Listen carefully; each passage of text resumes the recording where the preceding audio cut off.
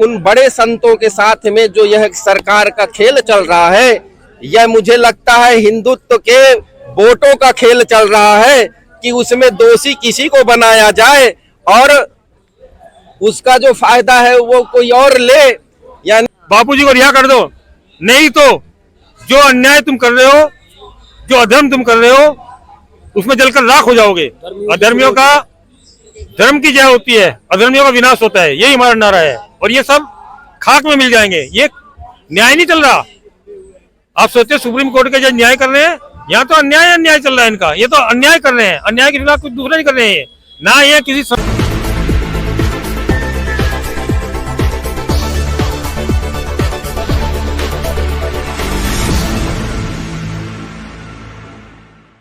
नमस्कार, अभी हम जंतर मंतर पे हैं और आप देख रहे हैं नवजागरण लाइव। यहाँ पे पूज्य संत आशाराम बापू जी के समर्थन में, उनकी रिहाई के लिए उनके जो भक्त हैं वो ये प्रदर्शन कर रहे हैं। हम उनसे जानते हैं कि क्या मांगे हैं उनकी। जी स्वागत है, आप बताइए क्या मांग लेके आए हैं आप लोग?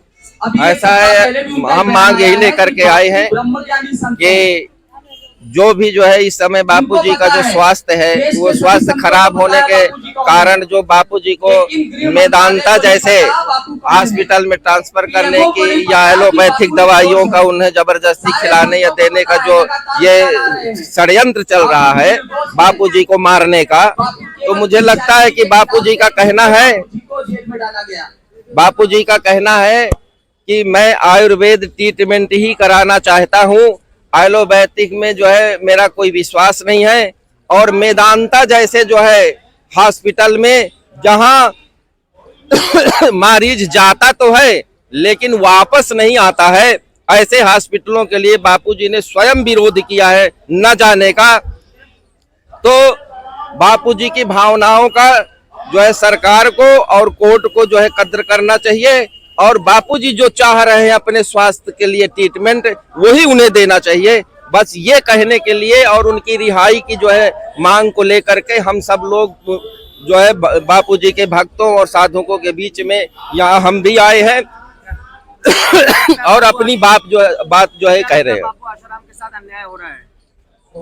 बिल्कुल हो रहा, 100%।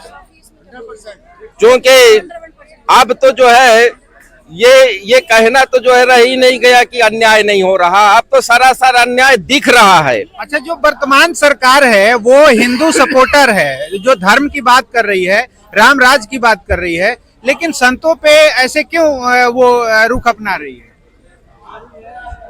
ऐसा है, एक तो ये है कि बनावटी बात है, तो बनावटी बात न बोल करके, मैं चाहता भी नहीं बनावटी बात बोलना।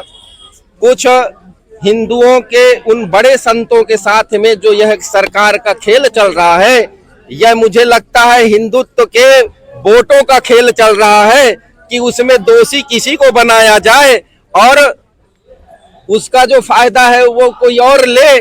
यानी कहने का तात्पर्य है कि जब हिंदू साधु संतों के साथ में कुछ ऐसा होगा तो हिंदू जो समाज है वह जो विरोधी लोग हैं उनके प्रति जो है वो विरोध में जाएंगे और सरकार के पक्ष में आएंगे। अच्छा, हमारे साथ मुकेश जी हैं। मुकेश जी से जानेंगे कि आखिर क्यों इन संत को परेशान किया जा रहा है और दो सरकारें, ये सरकार की 2 टर्म हो गई मोदी जी की, राम राज की बात हो रही है, लेकिन आसाराम जी को क्यों नहीं छोड़ा, बेल भी क्यों नहीं मिल रहा है? देखिए, ये देश मोदी जी नहीं चला रहे हैं, ये देश इंग्लैंड की महारानी चला रही है। इंग्लैंड का राजा चार्ल्स चला रहा है और जो वो तय करता है वही मोदी जी को करना पड़ता है।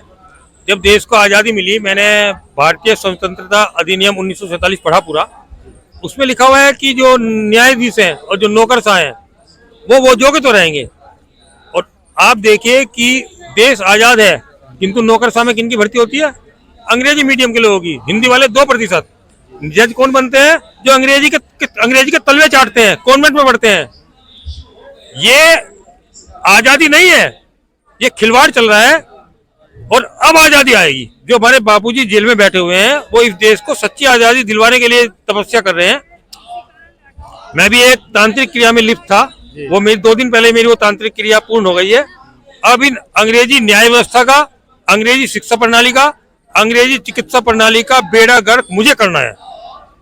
तो क्या प्रक्रिया अपनाएंगे आप ऐसे प्रदर्शन में, जो कि आपकी संख्या भी बहुत कम दिख रही है, सरकार ये भी देख रही होगी? देखिए, जब 1857 की लड़ाई हुई थी अंग्रेजों की, जिसमें अंग्रेजों के एक एक चर्च में आग लगा दी गई, दिल्ली का जो ये चर्च है ना कश्मीर गेट में, इसमें भी आग लगा दी गई थी, तो संख्या दिखाई नहीं दी थी। ये जन समूह है, जब उमड़ता है तो अच्छी तरह से उमड़ता है। हिंदुत्व है, ये आग है, और ये उससे खेल रहे हैं। जब जागता है, भले 100 साल में जागे, किंतु धरती लाल करके चलता है। ये तो बापू की रिहाई के लिए प्रदेश भर में से आवाज उठने लगेगी आप? ये प्रोटेस्ट नहीं है, ये इनको वार्निंग है कि सुधर जाओ, बापूजी को रिहा कर दो, नहीं तो जो अन्याय तुम कर रहे हो, जो अधर्म तुम कर रहे हो, उसमें जलकर राख हो जाओगे। अधर्मियों का धर्म की जय होती है, अधर्मियों का विनाश होता है, यही हमारा नारा है। और ये सब खाक में मिल जाएंगे। ये न्याय नहीं चल रहा। आप सोचते सुप्रीम कोर्ट के जो न्याय कर रहे हैं, यहाँ तो अन्याय चल रहा है इनका। ये तो अन्याय कर रहे हैं, अन्याय के खिलाफ कुछ दूसरा नहीं कर रहे हैं।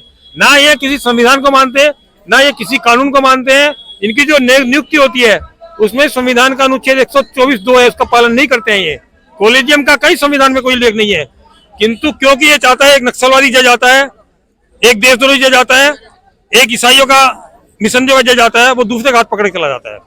और जितने भी आतंकवादी हैं, जितने नक्सलवादी हैं, उनको ये फोन पर जमानत दे देते हैं। उनके लिए रात के 12-12 बजे कोर्ट खोलते हैं। देशद्रोही, हमारे बापूजी के लिए नहीं।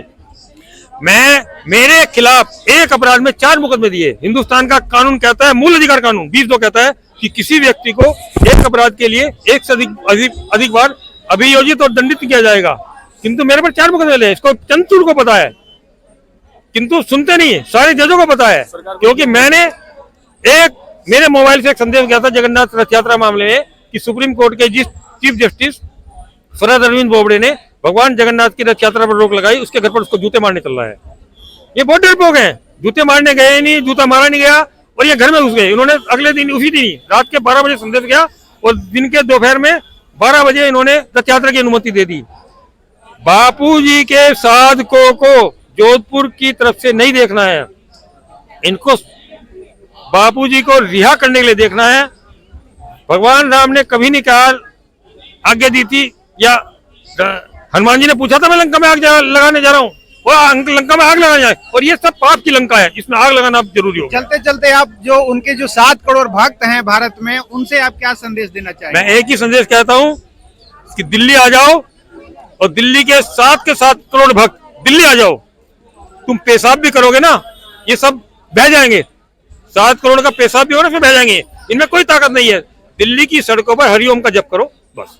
और अभी जो मौजूदा सरकार है उसका भी विरोध करेंगे अगर नहीं, देखिए यहाँ की एक ही सरकार चल रही है, इंग्लैंड की सरकार चल रही है, अमेरिका की सरकार चल रही है, और इनकी ईंट सीट बजा देनी। ये हमारे जो मिसाइल बनाई ना, जिस दिन मेरा राज आएगा, ये सारी की सारी मिसाइलें इंग्लैंड और अमेरिका फूंक देंगे हम। बापूजी को रिहा करना हमारा फर्ज है। ये सब तो इंग्लैंड की उनके तलवे चाट रहे हैं सब, चाहे मोदी हो, मोदी के राज में अंग्रेजी बढ़ रही है, मोदी के राज में अंग्रेजियत बढ़ रही है। ये सब चल रहा है, यहाँ पर लगातार चल रहा है। बहुत बहुत धन्यवाद। उनको मारना चाहते हैं, जो आयुर्वेदिक दवाई लेना चाहते हैं उसको अंग्रेजी इंजेक्शन दिया जा रहा है, उसको अंग्रेजी इंजेक्शन ठोके जा रहे हैं, पता नहीं किस तरह के। उनको ब्लड नहीं रुक रहा है, ऐसे इंजेक्शन लगा के उनका ब्लड नहीं रुक रहा है, उनको मारने का पूरा प्लान बना दिया। देखो कैसे अन्याय हो रहा है हिंदू संतों के साथ। बापूजी को रिहा करो।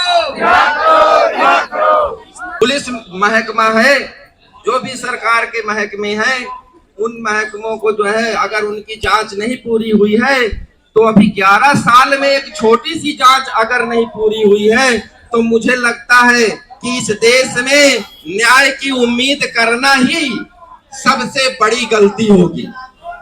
जब एक छोटे से विषय में अभी 11 साल से जो है सरकार की जांच नहीं पूरी हुई, कोर्ट की जांच नहीं पूरी हुई, तो मुझे लगता है कि इस सरकार से और इस कानून से क्या उम्मीद किया जाए।